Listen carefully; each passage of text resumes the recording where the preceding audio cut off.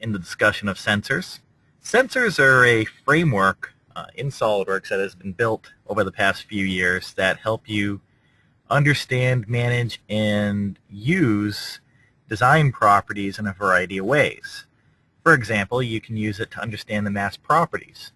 In the first example that I'm going to show, I'm going to demonstrate how we can design a bourbon bottle to efficiently have the most amount of bourbon inside that nice glass bottle.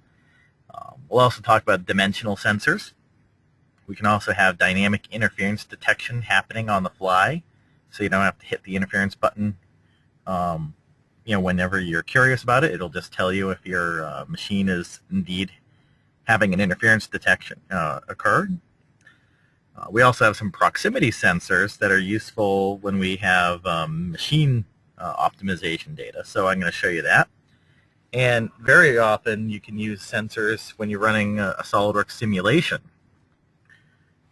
So we're going to talk about all these different scenarios. First of all, let's talk about what SOLIDWORKS sensors do in the very basic level. Everybody that has SOLIDWORKS has the ability to do some sort of sensor design study or optimization using those sensors. Before I move on, what I want to do is run a quick poll indicating what type of SOLIDWORKS you have, so that way I can kind of